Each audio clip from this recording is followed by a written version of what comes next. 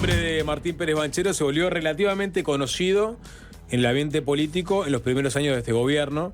Fue el director nacional de turismo, pero renunció en 2021, dadas las diferencias que mantuvo con la línea del entonces ministro Germán Cardoso, en particular en lo referido a la política de compras de publicidad.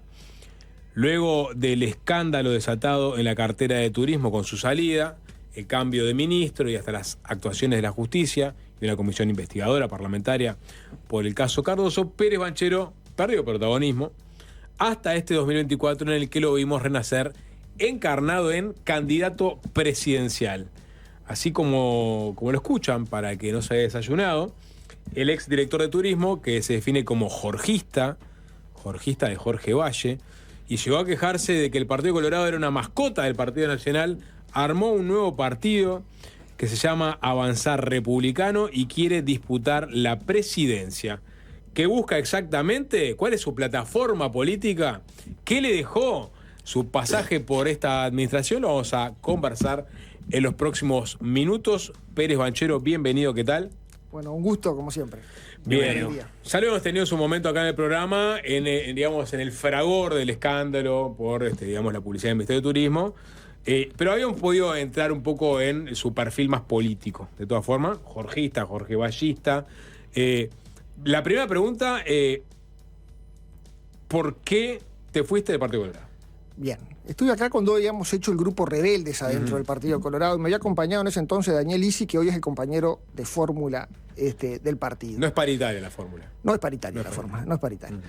Y fue Daniel Isi el que se dio cuenta de que no podíamos seguir en el Partido Colorado. Nosotros habíamos hecho una agrupación, Rebeldes, sí, de impronta jorgista, liberal, crítica al gobierno, muy crítica al gobierno. Y después de todo lo que me había acontecido en el Ministerio de Turismo, lo voy a poner como un ejemplo de lo equivocado que uno está, que unas veces no se da cuenta de las cosas. Yo pasé muy mal cuando lo del Ministerio de Turismo. No quería saber más nada de política, me empastillaba, no quería saber más nada de nada. Volví a la carrera y después el bicho político surge nuevamente. ¿La carrera qué es? La carrera profesional. ¿En dónde? Yo soy abogado. ¿Pero en dónde? ¿Tenías clientes? No, sí, seguro, está bien. A volver a mi estaba la profesión, de vuelta me motivo a lo político, superado todo ese mal tiempo del Ministerio de Turismo. En un Partido Colorado que se abroqueló a defender a Cardoso, que nunca pasó a Cardoso por la comisión investigadora, que en los hechos se cerró en una defensa y que pone un Tabaré Viera de ministro para encubrir a Cardoso y para respaldar a Cardoso. Eso es lo que pasa en los hechos. Pese a eso, yo seguía en el Partido Colorado, creciendo como una herramienta válida. Pero fue Daniel Isi, el de esta idea, el de hacer algo distinto, porque notoriamente, y esto lo digo con tristeza, pero es un dato objetivo, el Partido Colorado de hoy es distinto, no existe más el de antes, es otro Partido Colorado.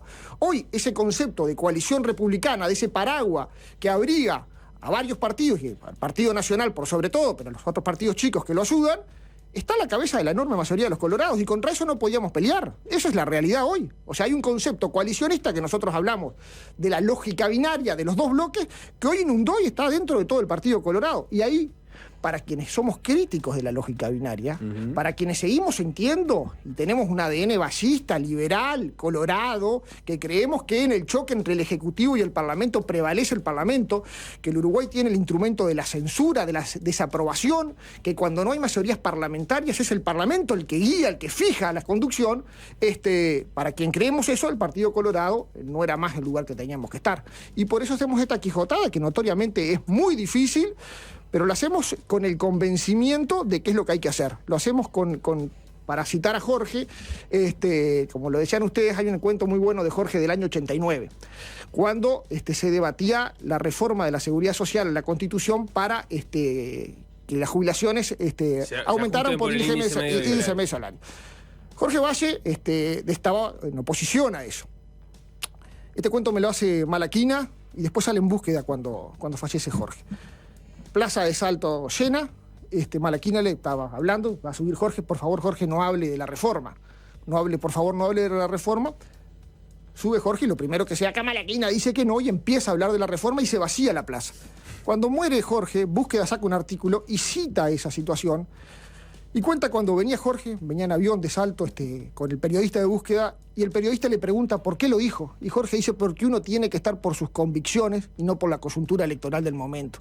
Y nosotros acá en Avanzar Republicano, y este grupo que formó esto, originariamente quinchista, pero hoy hay gente de varios partidos, estamos por nuestras convicciones. Creemos en lo que estamos diciendo y notoriamente no es el mejor lugar, no es la mejor vidriera. Pero pará, estamos de acuerdo en las convicciones. El Jorge Vallismo estaba en la 15.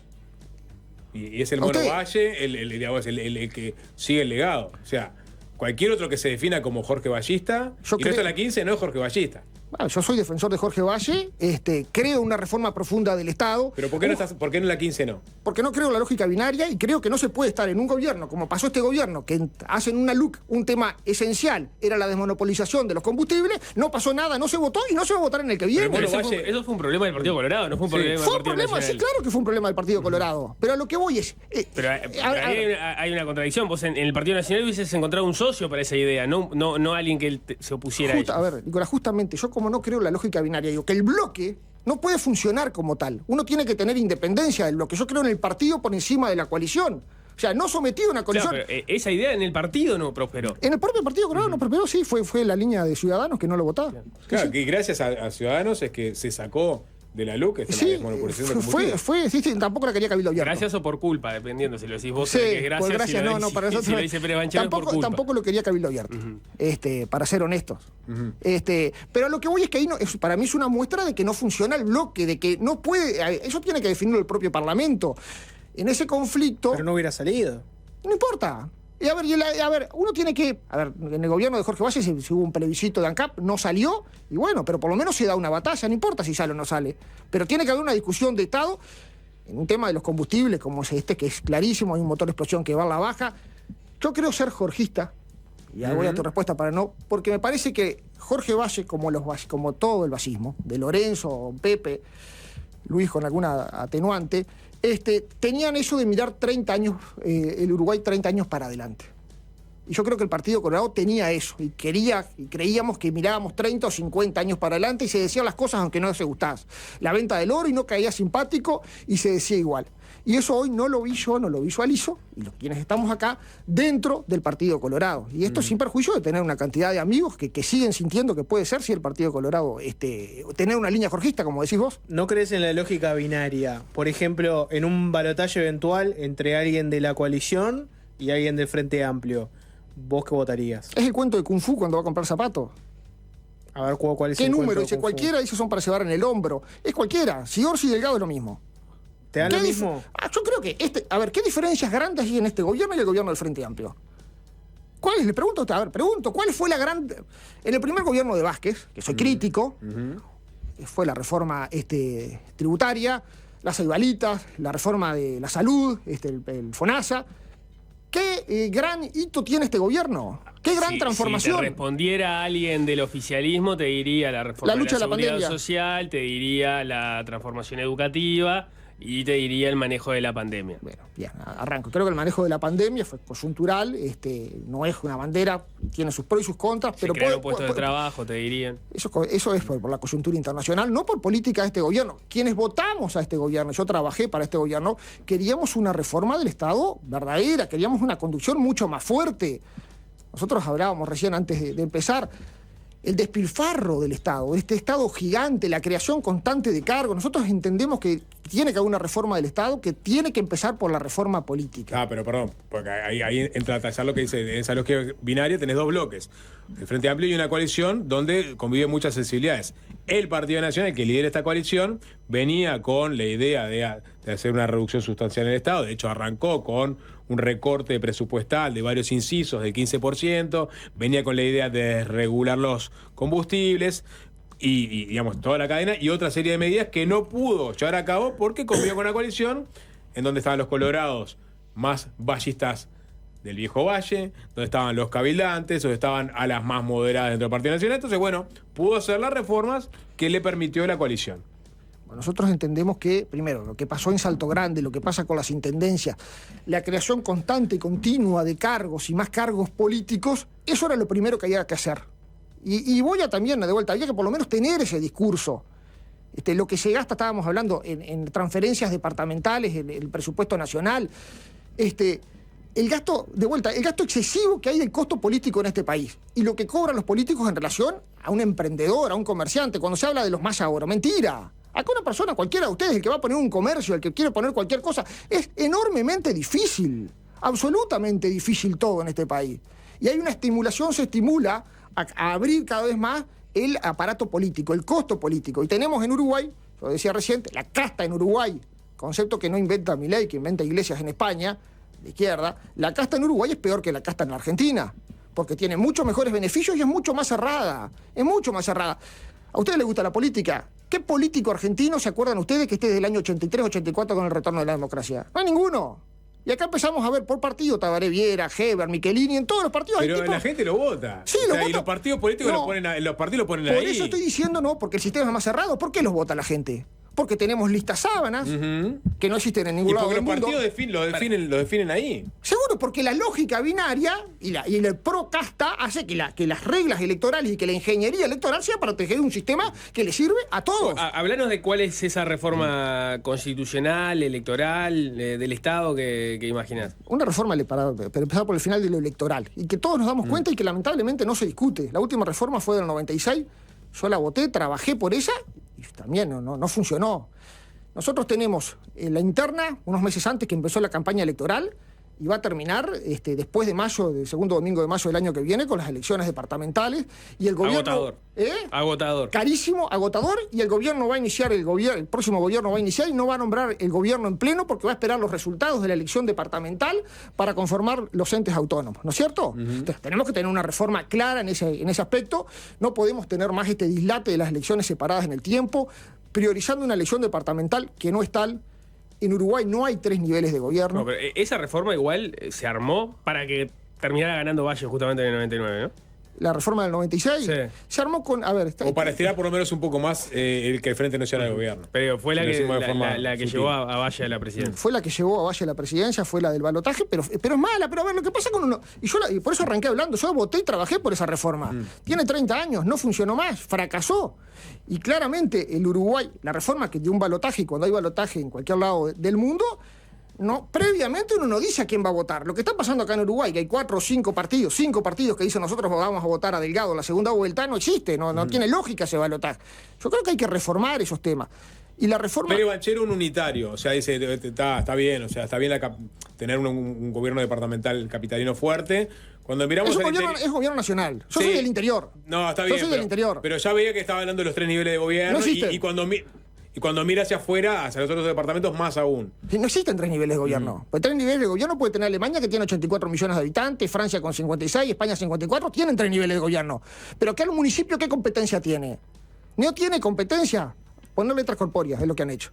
Y cobrar 100.000 pesos a los alcaldes. ¿Eliminarías los municipios? No. A ver, el concepto de municipio, y por eso acá los escuchas se van a escuchar, era la Intendencia Municipal de Montevideo. El concepto de municipio era el gobierno departamental, que hasta el año 66 no podían nombrar un director, no podían nombrar un... Hay que volver a eso. Hay que volver... No podían nombrar un director y quién lo nombraba. No había. No había directores, un intendente y... No, pero eran funcionarios como tendrían que ser ahora. ¿Cuál es la competencia de un municipio? Por la Constitución, en un país de 3 millones y medio de habitantes, que teníamos en ese momento 2 millones y pico en el 66, ¿no es cierto? Limpieza, Calle. alumbrado, y carreteras y calles y reparación de calles. Esa es la competencia que tiene que tener. Y la tendría que hacer bien.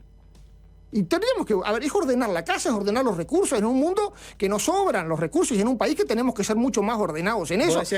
¿Ustedes se acuerdan que un intendente, era menos que ser un diputado? Y hoy un intendente es mucho más que ser senador. Hoy es mucho más valioso ser intendente políticamente que ser senador. Y eso es porque políticamente, no constitucionalmente, políticamente cambió el Uruguay en pro de una casta o un elenco político. Bien, vos decías que sos del interior. ¿De qué lugar? De Nueva Palmira, de Colonia. De Nueva Palmira, de Colonia. Si uno mira cómo se distribuye la población de Uruguay, uno ve que casi, podemos hablar prácticamente, tenés una mitad que está en la capital y tenés otra mitad que está repartida en todos los demás departamentos. Montevideo tiene una sola intendencia para esa casi mitad del país y después hay otras 18. ¿No es excesivo tener 19 intendencias? A ver, si vamos al gasto, Lo que hay que hacer es eliminar los cargos de confianza, la secretaría, los cargos en comisión, los asesores. Ahí está. Después la distribución puede ser o no, pero a ver, no tiene sentido decir generemos una intendencia de Montevideo y una intendencia del interior sola y que la intendencia del interior tenga 8.000 cargos. Estamos exactamente a la misma. O sea, lo que hay que es regular, ser mucho más prolijo y desalentar el político profesional que existe solamente en Uruguay. ¿Cuál es el porcentaje de cargos que eliminarías de las intendencias? Nosotros la reforma del Estado la arrancamos por una reforma política que es eliminar en las intendencias todos los cargos políticos, que quede solamente el intendente. Esto no quiere decir, yo creo, lo hablábamos recién, por ejemplo, la función de salud de las policlínicas. No es una función departamental, pero no la eliminaríamos como un primer paso. Eliminamos el director de salud político y que sea un funcionario de la intendencia, designado por el intendente, ¿eh? Pero se eliminan los cargos políticos, se eliminan la totalidad de los cargos políticos. ¿Y cuál es la diferencia? Que sea un funcionario de carrera que lo designe de confianza. Sí, lo designa, pero dentro de un funcionario. Pero no alguien nuevo. Pero alguien no que nuevo. venga adentro haciendo carrera. ¿Querés eliminar también el tercer nivel? O sea, no hay tercer nivel. Hoy existe pero tenés los alcaldes. Sin competencia. Pero sin competencia, pero a tu entender no tendría que existir. O sea, tendría que desandarse ese camino. Acá lo que se podría hacer, se podría eliminar eso es una reforma constitucional mediante el gobierno departamental y llenar todos los municipios. Podría ser cualquiera de las dos formas. Lo que hoy digo es que habla tercer nivel de gobierno, lo votó el Frente, ¿no? O sea, es una ley del Frente Amplio. Y después la usufructa el Partido Nacional. Pero no hay competencia. Y la ha votado también. Sí, también, claro, pero quiero decir, hoy no, o sea, lo decimos y no hay competencia. En Francia tiene una competencia en salud, tiene competencia en educación, el municipio administra tales cosas. Acá en Uruguay nada, ni siquiera recauda, porque lo que se recauda en Nueva Palmira va al gobierno departamental de Colonia, ni siquiera va a la propia localidad. ¿Nueva Palmira tiene alcalde? Sí, claro. Está bien que tenga alcalde Nueva Palmira, ¿por qué no se arreglan solo con un intendente? Y bueno, pues a ver, si el alcalde tuviese competencias, es una discusión. Hoy no las tiene y las tiene para muy poca cosa. Y se transforma en un puntero político, en un clientelismo como veíamos en la Argentina. Entonces, como pasa en Cerro Largo, donde hay municipios, creo que hay dos o tres municipios que solamente participó el Partido Nacional en la elección, se transforman en punteros. Y en ese político alocaran que uno va a pedirle la licuadora o participar del sorteo y es ese favor espantoso. Espantoso porque es un retroceso democrático y republicano que ha vivido el Uruguay en ese aspecto. ¿Eliminarías el alcalde de Nueva Palmira? Sin esta competencia eliminaríamos el tercer nivel de gobierno, sí, total. La más fácil es dejar los intendentes, solo los intendentes, sin cargo político, sin designación, sin poder de designación. El concepto de gobierno de cercanía, entonces a vos no te conocías justamente. Que el intendente el gobierno de cercanía, el alcalde, que está ahí, habla con el vecino. Para hacer un favor político, para hacer un clientelismo, para que le vas a tramitarle. Era el de la jubilación, tramitarme o sacarme el borne del teléfono, para eso no. Para ese favor, que es lo que uno ve, que la práctica está funcionando, porque el gobierno de cercanía es con competencia. Yo soy el alcalde. Lo que recaudo en mi ciudad, lo administro. Está bien, perfecto. Entonces, como soy quien administra, esta acá, Pablo de María, hay que arreglarla y la voy a arreglar porque pero si no es para eso, si es para tramitar un trámite en tal lado o para ver si participo en el sorteo de la licuadora. ¿Y a nivel ministerial también? Digo, porque tú fuiste director de turismo, por ejemplo. Sí. El Ministerio de Turismo no tiene razón de ser. Está bien, pero fuiste parte de un lugar que no tiene razón de ser. Pero les puedo explicar por qué. Pero es bastante contradictorio lo que estás diciendo. Yo estuve en un lugar que no tiene razón de ser. Sí, claro. Lo que tenés que haber hecho es no haber asumido nunca ese cargo. En una coalición que no tiene razón de ser o que no debería existir. Te pasaste muy mal estos años. Por partes. Y después les profundizo en esto, pero voy a poner un ejemplo. Yo creo que el Uruguay, y déjenme desplazarme al respecto, hay que eliminar la Cámara de Senadores. Si yo salgo senador, ¿voy a no ser senador? No, soy senador. Pero yo no soy antisistémico, yo no vengo como un demente antisistema revolucionario. Yo sí tenía que estar en el Ministerio de Turismo, iba a estar y creo que estoy orgulloso de lo que hice. Ahora, creo que un ministerio... No, pero no sea malo. Si decís que no tiene que existir el Ministerio de Turismo, lo mínimo que tenés que hacer es no asumir un cargo de ese lugar porque la en cual vos crees que no tiene que existir. Y si soy senador, como entiendo que no tiene que haber Cámara de Senadores, ¿no debería asumir a la Cámara de Senadores? No, capaz que no. obvio. Capaz que no. Si estás en contra de una institución, no la integres. Pero ustedes son revolucionarios. Uno pelea para la reforma. Voy a ponerme a defender a Pérez Banchero. Si saca un senador y 3 diputados, ¿qué va a decir? No, el Senado no lo asumo porque lo quiero abolir desde la Cámara de Diputados. Si te nombran director de turismo y crees que no tiene que existir el Ministerio de Turismo. La función de turismo Capaz la pregunta la puedo explicar mejor. El Ministerio de Turismo, que no existe en el mundo, que hay 3 lugares en el mundo que está, es un ministerio que tiene algunas competencias que no las tiene que tener y es fundamentalmente un ministerio de promoción. En Francia está dentro de Relaciones Exteriores y en España y Colombia, 2 referentes mundiales para el turismo, está de Industria, Comercio y Turismo. Yo creo que sería muchísimo mejor la función en Uruguay si esa competencia estuviese dentro de Industria, Comercio y Turismo. Eso es lo que creo y lo sostengo. Bien. Mientras no esté en tal cosa, que es una decisión. Pero ¿y eso? ¿Lo averiguaste ahora o lo sabías antes de asumir el Lo podías Ministerio de saber de Turismo? antes después, pero la función existe igual. ¿Por qué asumiste sabiendo que estabas entrando en un lugar que no debería existir? Porque lo otro que podía decir es hasta que no impongo solo, como un demente ante todo el sistema, que si no está dentro de Relaciones Exteriores, no asumo. Querías romper el sistema desde adentro. ¿Pero qué querías imponer? ¿Qué querías imponer dentro del Ministerio de Turismo? Que no existiera más. La política... No me están entendiendo. O me estoy expresando mal. Te entendemos. A ver, la función... ¿Vos sí me estás entendiendo? Perfectamente. Yo creo que igual es contradictorio. Porque vos sos revolucionario. No soy revolucionario. Si algo no soy revolucionario, pero sí entiendo una contradicción cuando la escucho. Pero te hago una pregunta en serio, de vuelta, con lo del Senado. Y más cuando sos abogado y podrías haberte dedicado a la actividad privada. Pero te hago una pregunta. Pero si necesitabas el laburo todavía. Y ahí está el error, pero los políticos no pueden entrar porque necesitan un laburo. ¿Pero por qué entraste entonces a un lugar que crees que no tiene porque que existir? creo que podía hacer cosas desde ese lugar. Y creo cosas? que las hice. ¿Qué cosas? Dentro del ministerio. Voltear un ministro.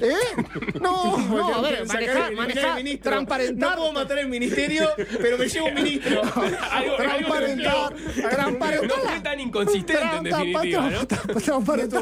Transparentar las compras, ser mucho más eficiente en eso, transparentar datos. El Ministerio de Turismo hace encuestas que yo entiendo que no las podría hacer, que está el INE para hacerlas. Hay una cantidad de cosas que había que haberlas reformado. Bien. Y como no soy antisistémico, creo que las reformas vienen de adentro del sistema, hay que hacerlas de adentro del sistema. La lógica sería, este lugar no debería existir, si existe, por lo menos que haya alguien que cuide la plata. Yo creo, para ser más claro, Sí. para tener una mejor competencia, un mejor funcionamiento de turismo en Uruguay, lo ideal sería que la competencia en turismo estuviera dentro de otro organismo. Eso para mí sería mejor. Para otras personas muy solventes entienden que no. Yo entiendo eso. Ahora, la competencia existe. Y bueno, para hacer algo hay que estar dentro del sistema. Perfecto, tenemos que hacer una tanda. Diste una batalla en el Ministerio de Turismo. Ahora hay una novedad, como por ejemplo que se archivó la causa que investigaba el caso de Kirma Services, esta empresa que aparentemente era una empresa fantasma. Bueno, ahora hay un fiscal que entiende que no, que era una empresa real. Si te parece, hacemos una pausa y a la vuelta hablamos de ese y otros temas más. Perfecto. Fácil desviarse.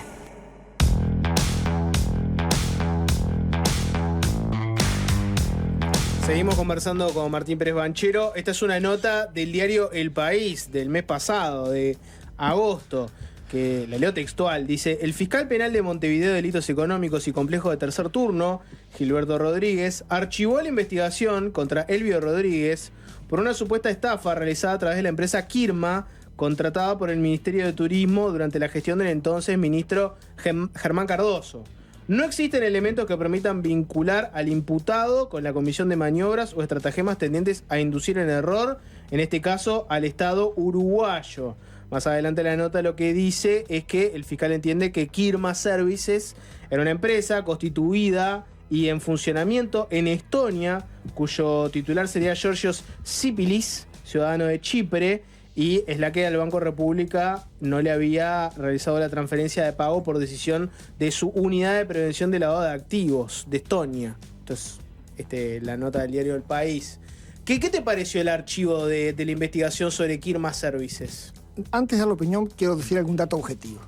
La compra de la empresa Kirma fue la más alta que tuvo el Ministerio de Turismo.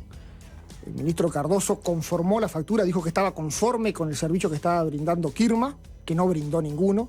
Se le intentó pagar de varias formas posibles con empresas parecidas a Western Union, o sea, no era nunca una transferencia, y no se la pudo ubicar. Se hace una cesión a otra empresa en Miami, para que cobrara un tercero, tampoco se pudo lograr. Yo me voy del ministerio en agosto del 2021, 8 meses después de que se había contratado, y me voy creyendo que estaba cumpliendo un servicio la empresa. No lo estaba haciendo. La empresa tenía una página en la web donde decía que tenían sus clientes a varias marcas importantes, no las tenía. Estuvieron 3 años para tratar de localizar a ver si existía la empresa o no, con balances muy pobres, con los únicos movimientos que tenían son los que están ahí. Esos son datos objetivos. Dato objetivo 1. Dato 2. Los fiscales no son jueces. Cuando habló la justicia, no, en Uruguay no habla la justicia. Quien habla son los fiscales, que tiene una función de acusar, de buscar elementos para cumplir la función constitucional de acusar ante un juez, que es el que tiene que tener la presunción de inocencia y es el que tiene que fijar, dar las debidas garantías de un proceso. Pero el fiscal tiene que buscar elementos para acusar. Yo discrepo con el fiscal Rodríguez en que no había elementos para acusar. Es el mismo fiscal que también archivó Catón Natí y que archivó Antel Arena. El dato objetivo también que Uruguay tiene un problemón con el tema. Pero una de las pistas que seguían era que habían salido algunas comunicaciones desde Montevideo. Sí, claro, siguieron. ¿no? Sí. Y cuando se decía que no tenía ninguna oficina en Montevideo. Sí, finalmente apareció un intermediario que oficiaba justamente de nexo entre Kirma y el Ministerio de Turismo. Una empresa que no la llevó la agencia que estaba contratada por el Ministerio, que la lleva el propio asesor de Cardoso, que Cardoso dice que no sabía que la había ingresado él. Bueno, todas esas cosas no encontraron elementos para... Pero ¿tu presunción es que Kirma en realidad es una empresa fantasma? Ah, sí, estoy convencido. ¿Seguís convencido más allá claro, de...? Claro, sí. No, y yo creo... ¿Una empresa fantasma creada por quién? Creado por el entorno de Cardoso, no sé por quién. Uh-huh. Ahí entro en conjeturas. Yo no quiero venir a hacer conjeturas, quiero dar datos objetivos. Los hechos. Para vos en los hechos, Kirma queda claro que no era una empresa real. Claramente no lo era. Una empresa que vende servicios y que no la podían localizar por ningún lado, que decía que los clientes lo felicitaban y al final no había cliente. Pero a ver, pero hay otra cosa más preocupante, mucho más preocupante para pasar por eso. Que es el tema que también pasa con Catón Natí y que pasa con Antel Arena, donde la acusada es Cose, ¿no es cierto? Ninguno de estos casos fue a la justicia, murieron en fiscalía. Ese es un dato que nos tiene que preocupar a la sociedad, a todo el Uruguay. Cuando nos autopercibimos como puros, como limpios, como algo... Señores, no llega nada a la justicia. Mueren en fiscalía las cosas. Pero por la composición de la situación que vos hacés respecto a lo de Kirma, parecen ser distintas la situación de Catón Natí y el Antel Arena, porque ahí podés estar de acuerdo o no, pero las dos posturas para acusar o para no acusar pueden tener sustentos, ¿no? Respecto a si Antel podía ser el Antel Arena y la forma que lo hizo. Lo que pasa, o respecto a si el acuerdo... Creo que los hechos de corrupción tienen que intervenir un juez. No puede estar todo... El fiscal puede terminar entendiendo que no hay un hecho de corrupción. Yo creo... A ver, y en este caso vos decís, y el relato suena muy consistente en que esa empresa no existía. Y entonces poner ahí la mirada sobre Gilberto Rodríguez termina siendo una acusación muy grave, ¿no? Porque estabas diciendo, el fiscal no tenía cómo entender que esa empresa existía y sin embargo terminó archivando. Yo no fui ahí denunciante. O sea, yo no conozco a fondo el expediente, tampoco soy penalista. Sí, yo me voy creyendo que Kirma cumplió un servicio. Tus objeciones, porque quizás la gente no tiene claro, tus objeciones sobre las compras en el Ministerio de Turismo eran anteriores por otros temas. Yo lo de Kirma me parecía muy extraño, estábamos en una mala relación en el Ministerio, me parecía extraño esa empresa que no la conocían. A ver, y pregunto a Yanan Rubican, ¿qué es Kirma? Es una empresa que se agregó, pero yo no, hay un mail que estaba en el cosa que yo no sé qué era Kirma. Pero con la vía pública, hoy cuando Cardoso hizo firmado, te echo, no firmo, esa compra, después Cardoso dice, yo no sabía que era esa compra y no pasó nada tampoco. Ante esa compra de $1 millón, que eran más de $500.000, $1 millón en total, dice Cardoso que no sabía qué era. Y es por lo cual me voy del ministerio, ¿no? Me sacan del ministerio. O sea, y ahí no pasa nada. Cuando vos te fuiste al ministerio, ¿hiciste algo para, por ejemplo, sostener tus acusaciones? Cuando yo me voy del ministerio, está muy bien, yo pido, a los 3 meses que me voy del ministerio, en septiembre, a 2 meses, pido el acceso a lo que era mi casilla de mail, donde tenía una cantidad de mail del subsecretario Monseglio solicitando compras de publicidad y dándome indicaciones respecto a procedimientos de compra de publicidad. El ministro Ullera, que entra a encubrir a Cardoso, me dice que no puedo tener acceso a la casilla de mail. Respecto al acceso a la casilla de mail, a la titularidad de una casilla de una empresa, hay 3 posiciones. Es del que la usa, es de la empresa o es de las dos, pero ninguna posición que yo conozca entiende que no se puede tener acceso. Me negaron el acceso. Por tanto, recurro al presidente de la República y hay un informe de Ferrés confirmando la resolución denegatoria de Viera que me dice, usted puede tener acceso, pero la tiene que tener en la vía judicial, dentro de la vía judicial. Cuando voy a desayunos informales, hago unas declaraciones y eso me genera un juicio, un juicio civil. En ese juicio civil yo pido acceso a la casilla de mail. ¿Y aquí contesta el ministerio? No, la casilla de mail se destruyó. ¿Cuándo se destruyó? Yo pedí, reitero, en septiembre, octubre del 21 había pedido el acceso y me dijeron que no podían, que tenía que ir por otra vía. En marzo del 23 me dijeron que podía ir por otra vía. En marzo del 22 que tenía que ir por otra vía. ¿Cuándo la destruyen? En agosto del 21. El mismo día que voy, borran mi casilla de mail. Y en septiembre te dijeron que no puedes acceder a no ser por vía judicial. Por vía judicial. Cuando en realidad no existía Que todavía. ya estaba destruida. Por eso yo creo que cuando escucho a la FLU, ahora cuando destruyeron, lo querían destruir la documentación de H, este gobierno tenía una conducta de corrupción. Mire, yo creo que cuando dentro de unos años comparemos el gobierno de la calle Herrera con el de la calle Pou, el de la calle Herrera va a parecer un faro de honestidad comparado con este. Pero, a ver, ¿Para vos Germán Cardoso es un corrupto?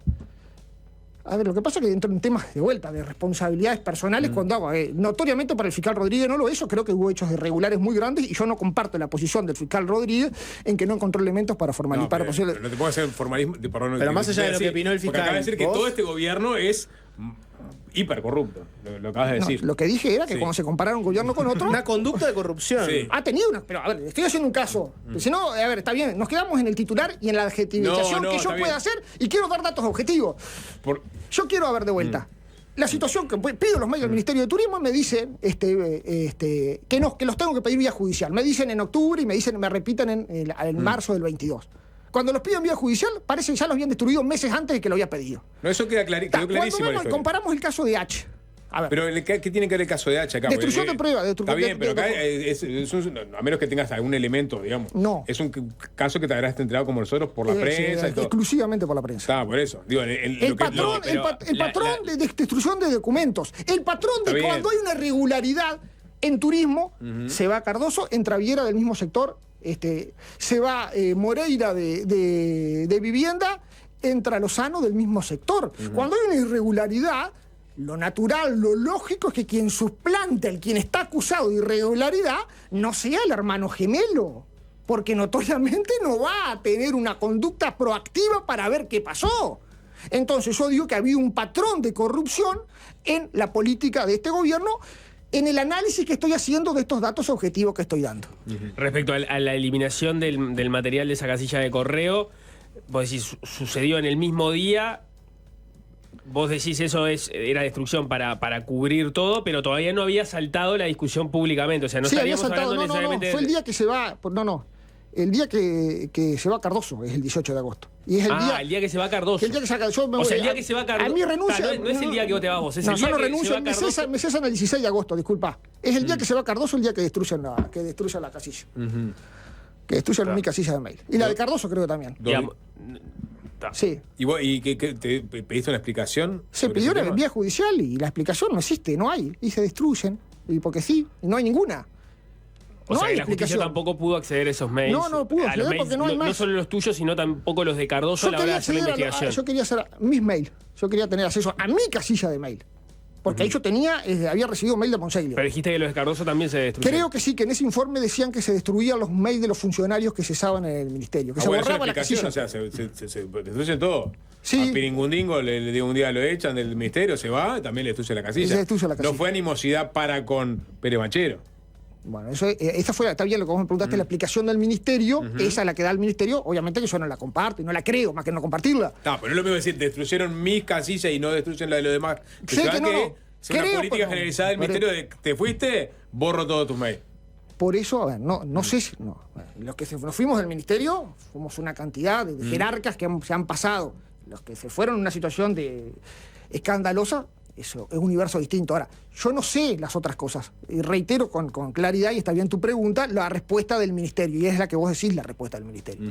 Puede gustar o no. Hoy en el Partido Colorado está Andrés Ojeda, que estuvo por fuera de la gestión de este gobierno. Uno podría decir, bueno, eso que dice Pérez Banchero del patrón de corrupción, a él no lo toca porque no estuvo involucrado en nada de esto. ¿A qué opinión te merece Andrés Ojeda como candidato? Es un candidato del Partido Colorado de hoy. Obviamente que a mí no me gusta, porque si yo soy crítico de la coalición y creo que soy crítico del gobierno y creo apuntar más a una raíz liberal, auténtica del Partido Colorado, Andrés Ojeda representa al Partido Colorado de hoy, que es un partido coalicionista, lo dice claramente, o sea, es honesto en eso. Representa un Partido Colorado pro coalición, pro blanco y pro un gobierno que nosotros creemos que no ha sido un buen gobierno. ¿Y a Delgado cómo lo ves? Porque en esa dicotomía, viste, que hay de la coalición y el Frente Amplio, te diría que la mayoría de los votantes, la mayoría de los analistas, políticos, en fin, la mayoría de los uruguayos, me parece, interpretan que del lado de la coalición es el lado donde si uno le gusta un gobierno más de libre mercado, de liberalismo, de capitalismo, coalición, el Frente Amplio representa otra cosa. ¿Vos de Delgado qué pensás? Pero eso en los hechos no se vio, ese es el gran tema. No se vio eso. Pero este gobierno ha sido cualquier cosa menos un gobierno liberal y de apertura. Menos un gobierno que piense para el futuro. La reforma de seguridad social que hablabas hoy. Vos corres el ahorro individual por derecha, ¿no? Si se no quiere. es por derecha, Sí, lo bueno, corre por liberal. matemática. No, por matemática. La matemática está encima de todo, ¿no es cierto? A ver, yo lo que digo son dos datos objetivos. Cada vez la gente vive más tiempo. Y cada vez hay menos activos en relación a pasivos. Sí. Son dos datos objetivos. Por tanto, es imposible que con el ahorro individual una persona se pueda sustentar cuando se jubile. Máxime Pero cuando... Uruguay no tiene un sistema de ahorro individual, No, tiene un sistema multipilar. Sí, está bien, que va a fracasar. Porque la tendencia es que la gente va a vivir cada vez más tiempo y que en Uruguay, como el primer mundo, este es un dato bueno del Uruguay, la gente proyecta su familia, su vida y se tienen menos hijos, cada vez hay menos gente, como en el primer mundo. Yo no creo, en Uruguay no va a tener una explosión demográfica, no la va a tener. Entonces, en base a eso, es inmoral lo que estamos haciendo. Le estamos tirando una bomba a nuestros hijos, a las generaciones más debajo, que les va a explotar. Pero vos ¿cómo creés que debería organizarse? ¿Una renta Yo creo que hay dos pasos. jubilatoria Bien. mínima y después que cada uno ahorre? Ahí está. Sos un gran votante de Avanzar Republicano. No lo estoy Nicolás, promoviendo, me parece un eso- desastre, eso por es, cierto, y nos pero está faltando entiendo, gente en eso. la gente no sabe ahorrar, pa- pero Lo que tiene entiendo que el punto, asegurar, lo entiendo que el tiene que asegurar el razonamiento. Estado es una renta básica mínima. Bien. Bien. Y después cada uno administra e invierte y juega como quiere. ¿Querés invertir en Silicon Valley? Lo hacés. ¿Querés ser mucho más conservador? Lo sos. Y si la gastás y es tu después... problema. Y el La Estado... solidaridad intergeneracional te parece un disparate. No, me parecía fabulosa, estaba de acuerdo. Lo que pasa es que no funciona más, porque para la solidaridad intergeneracional tenía que haber 4 activos en relación a un pasivo. Y vamos la tendencia 1 a 1 y después va a haber ser menos 1 que 1. Pero esa prestación mínima de cuánto debería ser. Es muy difícil poner un número. ¿No es cierto? Es un número sustentable, un Pero es la número pregunta mínimo. clave. No, ¿Cuál es el piso de dignidad que le das? Lo que pasa es que tiene que ser escalonado y por eso la visión a 30 años. Esa renta mínima tiene que estar plena en vigencia a 30 años. Lo difícil es cómo llegamos de aquí a 30 años para bajar este costo gigante de la seguridad social, que es 20 y pico % de puntos del presupuesto. ¿Podemos decir que el proyecto jorgista para los jubilados es que va a haber una jubilación mínima y después arréglense como puedan? No es, no es, eso es muy despiadado, lo decís de una Es lo que forma... acabas de decir. Es el tono. De vuelta, es la matemática. Si sos pobre y no tuviste posibilidad ni capacidad de ahorro, acá tenés tu jubilación mínima. Lo mejor es dejárselos a tus hijos, que revienten, que después tengan una carga del Estado gigante, que todo les cueste mucho más caro en este país, que no pueden poner una peluquería porque no pueden progresar, porque tenemos un costo impositivo grandísimo para mantener un sistema de seguridad social pesadísimo, culpa de la mala administración que hay ahora. ¿Y cuánto debería ser la tasa de aportación? Tendría que ser, no está en relación a la jubilación, sino tendría que ser un tema impositivo, un impuesto, es por un impuesto. Como a través del IVA o algo A así. través del IVA, sí, es un tema impositivo. O sea, no tienen relación... A ver, ¿cuánto es la pensión a la vejez hoy? Que es muy baja, que nadie vive con... Son 18, 19 mil pesos. Sí. Notoriamente nadie vive con eso, está claro.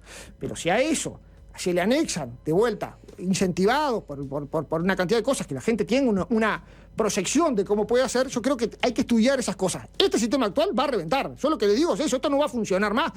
Yo soy abogado. Pero para vos la gente no puede vivir con eso. No vive nadie con 18, sí. Está bien. Ahora, vos decís, entonces que la gente ahorre y dice, mira, ¿a vos te parece que cualquier trabajador va a saber qué hacer con su dinero y cómo ahorrarlo mejor que una gente profesional de inversión como pueden llamarse la gente de inversión primero que cobra una tasa. Y lo segundo, que tiene una inversión muy limitada, porque notoriamente la tiene que tener, porque tiene que ser conservador, en tanto no puede apostar el dinero de los trabajadores. También eso también es claro. Porque para no caer en riesgos excesivos. Pero vamos, Nicolás, de la vuelta. Nadie se jubila. O sea, si uno se jubilase exclusivamente con ese aporte de las AFAP, también sería una muy mala jubilación. Ni Milei se anima a esto, ¿eh? Ni Milei se Yo anima no- a esto.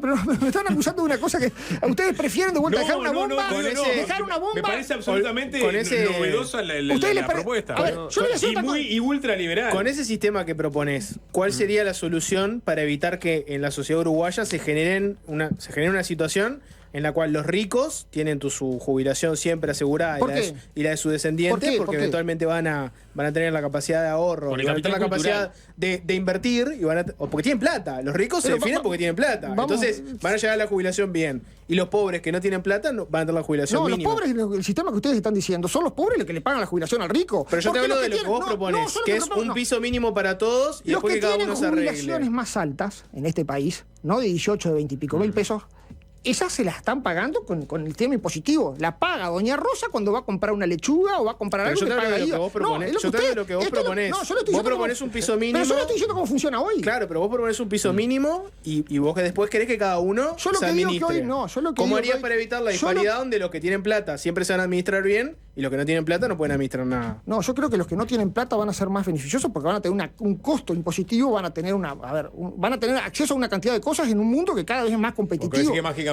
No, enseguida mágicamente se va a no. abaratar No, todo. enseguida no me pongas eso, no lo digo enseguida. Yo lo que- ¿Cómo ves la posibilidad de captar el voto jubilado con estas propuestas? pero yo no estoy hablando de bajar la jubilación, No, ahora no, estoy hablando sí. a 30 años. ¿Saben lo que les pasa, muchachos? Es que como falta discusión política... No, está buenísimo. No, es interesante. Venimos de una discusión súper interesante Sí. a nivel país con la seguridad Yo les social pre- que decantó en una reforma y ahora Pero tenemos una reforma un plebiscito que que está tampoco- poniendo de vuelta el tema sobre la mesa. que tampoco fue Pues una- nadie está discutiendo esto que plantea Pérez Banchero, a eso voy. Porque hay un gran...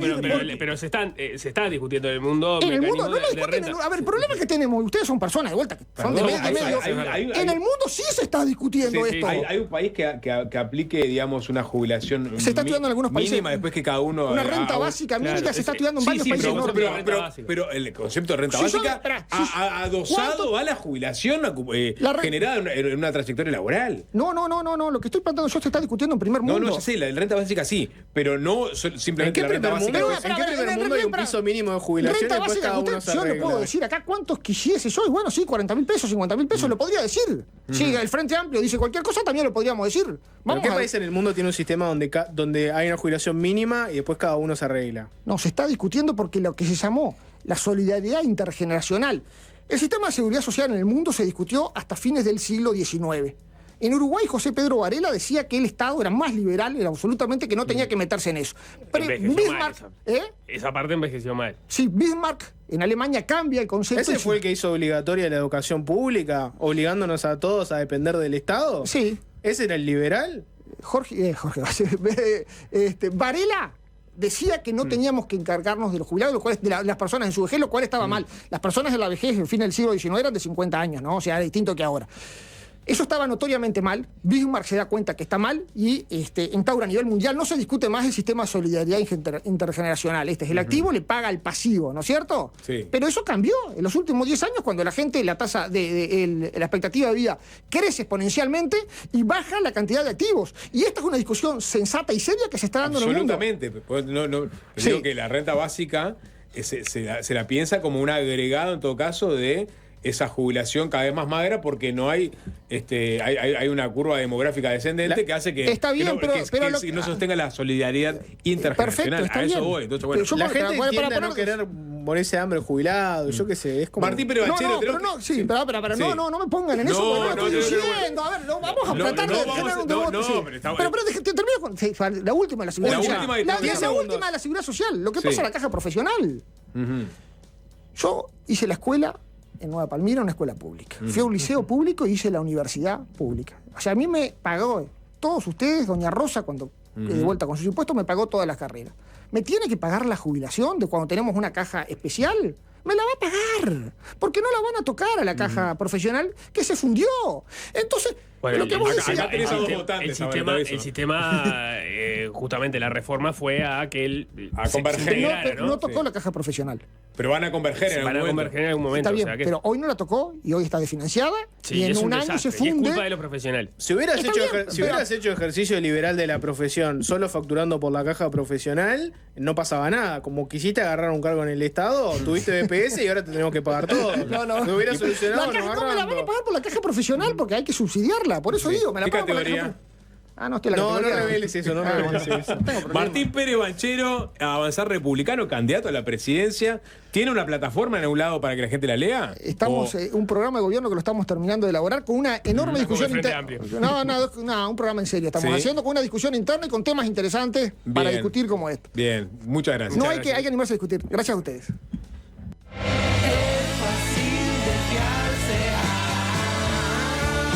Fácil desviarse.